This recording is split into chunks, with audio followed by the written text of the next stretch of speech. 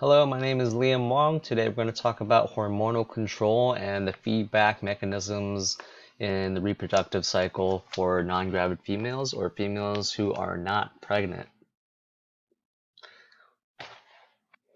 So to begin, like most hormonal pathways, the hormone secretion follows the pathway from the hypothalamus to the pituitary glands and then to the peripheral glands or organs.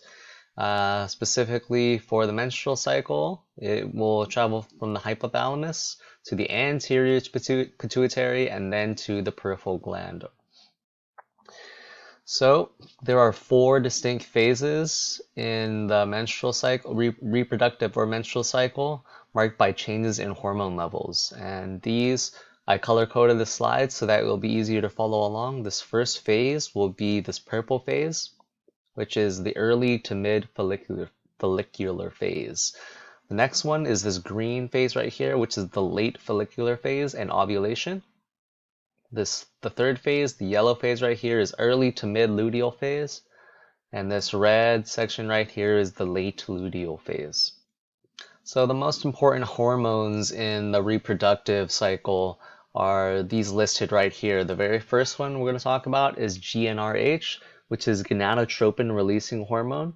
This controls the secretion of two of the gonadotropins, this right here, luteinizing hormone and follicle stimulating hormone.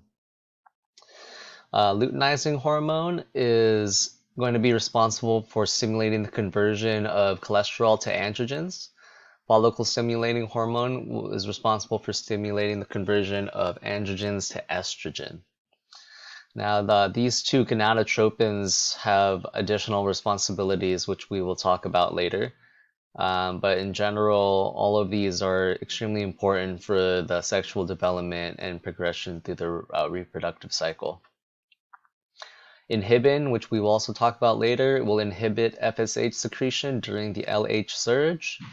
Estrogen and progesterone are again important for the sexual development and progression through the reproductive cycle. So here I made a little diagram just showing how these two hormones, LH and FSH, are converting cholesterol to estrogen. Well, first, this is the thecal cell, and these are the granulosa cells. So how estrogen is secreted is LH will bind to receptors in the thecal cells, and here cholesterol, through the activity of LH, will be converted to androgens. Androgens will move through the granulosa cells, where FSH will bind to the cell receptors in the granulosa cells, and FSH will convert androgens into estrogens.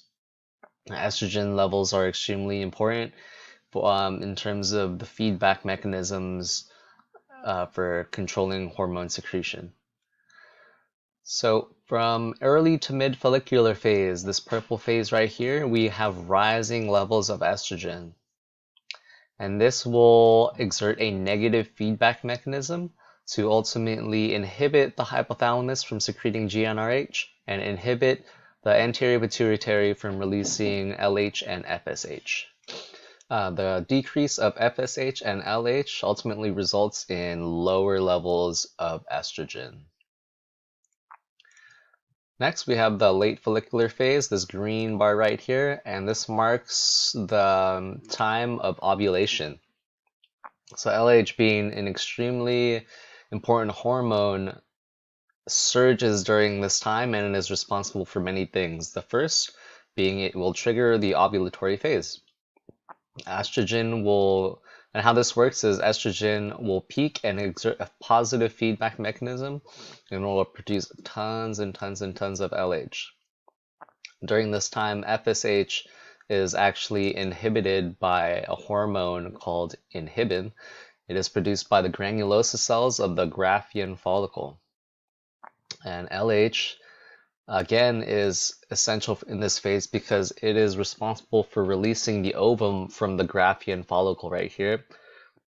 The ovum will travel through the fallopian tubes where it will be met by the sperm for fertilization. Again, LH is extremely important here. LH will differentiate the granulosa cells from the ruptured Graafian follicle, and it will stimulate the creation of the corpus luteum here. LH will also stimulate the corpus luteum to produce tons of progesterone during this time. Here we see another feedback mechanism where increased levels of progesterone, estrogen, and inhibin will collectively exert a negative feedback mechanism to lower FSH and LH levels. Finally, we have the late luteal phase. During this time, if fertilization does not occur, the corpus luteum will die off. As a result, estrogen and progesterone levels will decrease due to the absence of the corpus luteum. And this feedback mechanism will produce FSH and LH, will cause FSH and LH levels to rise again to begin a new cycle. These are the four main phases of the reproductive cycle, marked by increases and decreases in hormone levels, and which are controlled by feedback mechanisms. Thank you.